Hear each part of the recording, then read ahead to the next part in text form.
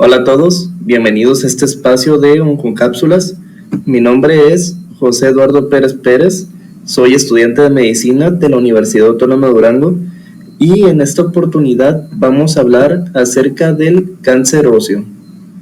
Sin más por agregar, empecemos. Primero que nada, hay que entender que los tumores óseos verdaderos o cánceres óseos se originan en el hueso en sí, y estos van a ser o se van a denominar como sarcomas óseos. Y dentro de estos, los más comunes van a ser los osteosarcomas, aunque vamos a tener otros variantes, tales como la familia de sarcomas de Ewing y los condrosarcomas. Epidemiológicamente, los sarcomas representan el 77% de las neoplasias en los tumores, siendo principalmente, como ya mencioné, el osteosarcoma, seguido de el condrosarcoma y el sarcoma de Ewing. Continuando con la epidemiología, tenemos que en México, el año 2003, se registraron 714 casos de osteosarcomas y en 2/3 de estos ocurrieron extremidades. Como mencionaré posteriormente, gran parte de estos se dan principalmente en los huesos largos de las piernas y brazos. Continuando, en cuanto a la etiología u origen y factores de riesgo para desarrollar ese tipo de tumores, es incierto y no se poseen con los conocimientos suficientes para determinar una causa. Sin embargo, se han encontrado diversos factores de riesgo que predisponen estos tumores.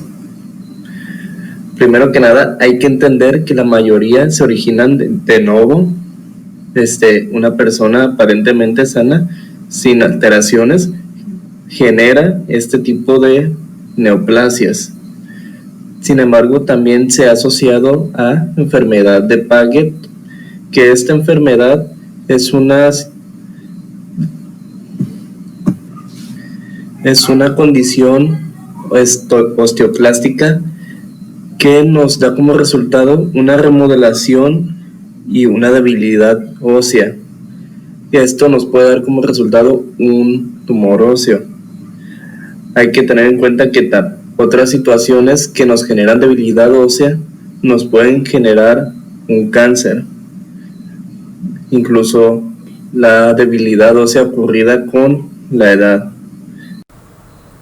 Se ha encontrado además asociación con el síndrome de Li-Fraumeni, que ese síndrome nos va a dar predisposición a muchos tipos de cánceres. Uno de ellos sería el cáncer óseo. Y otra etiología a la que se ha asociado el cáncer óseo es a la radiación, específicamente a las terapias con radioterapia para otros tipos de cánceres. En cuanto a su localización, esos tumores se van a desarrollar principalmente en la metáfisis de huesos largos, principalmente en fémur y húmero, y en menor medida en la diáfisis de estos huesos y mucho menos en huesos planos y cortos, como los de la cara, esternón y columna vertebral, aunque hay que tener en cuenta que ningún hueso está exento de desarrollar cáncer. El osteosarcoma tiene principal predisposición a desarrollarse en la metáfisis distal del fémur y en la epífisis proximal de la tibia. En cuanto a sus patrones y vías de diseminación, Hay que tener en cuenta que estos tumores, los sarcomas de alto grado, suelen originarse en el canal medular. De ahí se diseminan a la cortical, la parte más externa del hueso, y de ahí se diseminan a los tejidos adyacentes. Los sarcomas de bajo grado, que se desarrollan en la cortical, la parte más externa, o en el periósteo, tienen baja diseminación hacia el canal medular, aunque tienen afección temprana hacia tejidos adyacentes. Para el diagnóstico de estos tumores es importante primero que nada la sospecha, y hay que prestar atención a los principales signos de alarma, que son dolor óseo persistente de predominio nocturno y la presencia de una masa fija. Estos son síntomas casi invariables de cualquier sarcoma, y ante la presencia de estos estaría indicado realizar una radiografía en 2 proyecciones. Para los estudios de imagen tenemos de primera instancia la imagen con radiografía, como ya mencioné, y esta la vamos a usar en las zonas en donde se nos genere la sintomatología del dolor, y vamos a buscar lesiones óseas. Tomografía computarizada y resonancia magnética nos va a ser de utilidad para encontrar la extensión del tumor. La tomografía por emisión de positrones es utilizada para dirigir las biopsias, y finalmente el diagnóstico los vamos a establecer con una biopsia y un estudio histopatológico.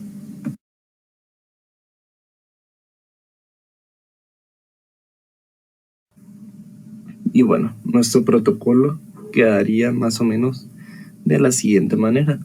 Como ya mencionamos antes, la sospecha de la presencia de un tumor o la sintomatología del paciente, y tomamos una radiografía para ver las lesiones óseas.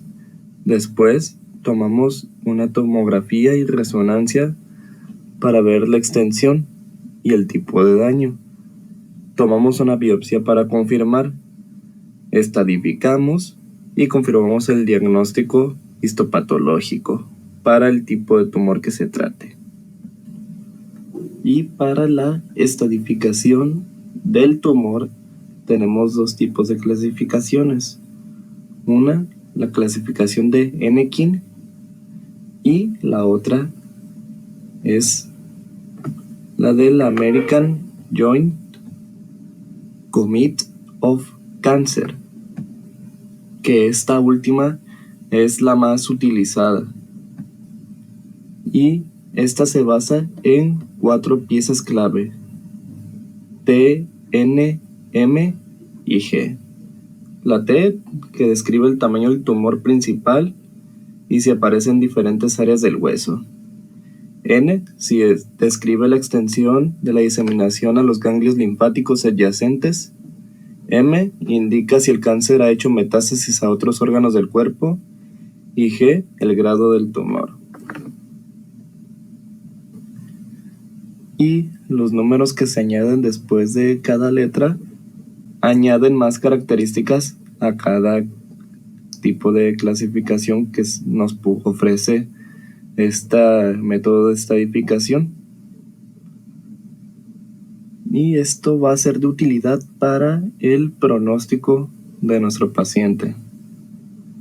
Ahora, en cuanto al tratamiento, este va a constar de 2.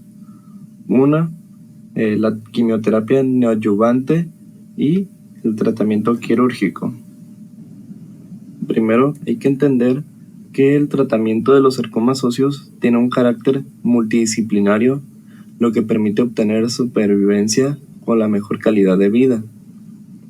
En el caso del osteosarcoma y el sarcoma de Ewing, las extremidades y no metastásico, la cirugía juega un papel primordial en el control local de la enfermedad localizada. Mientras que la quimioterapia adyuvante moderna con múltiples agentes junto con cirugía obtienen una supervivencia libre de eventos a 5 años que alcanza el 60 al 80%. La quimioterapia neoadyuvante es un estándar de tratamiento ya que permite ganar tiempo para preparar la cirugía conservadora, facilita la cirugía al delimitar el tumor y permite evaluar la respuesta a la quimioterapia, lo que proporciona muy valiosa información pronóstica para nuestro paciente. Y tenemos al tratamiento quirúrgico, que va de la mano con la quimioterapia neoadyuvante. ¿Por qué? Porque está relacionada con una recaída a nivel local. Y otro factor que promueve la recaída es unos pobres márgenes quirúrgicos, siendo este último la causa más importante de recaída. Y se sabe que unos márgenes quirúrgicos inadecuados más una baja respuesta a la quimioterapia neoadyuvante nos llevan a una recaída, una probabilidad de recaída del 50%. Y bueno, la cirugía conservadora es factible en los sarcomas óseos al margen histológico. El margen óseo de la escisión, en el caso de la cirugía, debe ser de 3 a 5 centímetros más allá de la extensión determinada por resonancia y por histología. Y en las lesiones metafisieras es importante incluir la articulación adyacente. Para una cirugía conservadora vamos a tener la contraindicación de si tiene involucramiento neurovascular en el lugar mayor de un 50% y una biopsia malpráctica, ya que estos factores aumentan el riesgo de recaída local y una dificultad en la reconstrucción funcional segura. Y al final, en vista de un pobre pronóstico en caso de llegar a tenerlo, después de una recaída local y la resistencia a practicar una cirugía conservadora, se puede justificar la amputación en estos pacientes. Bueno, esos serían los puntos más importantes en los sarcomas óseos. Muchas gracias.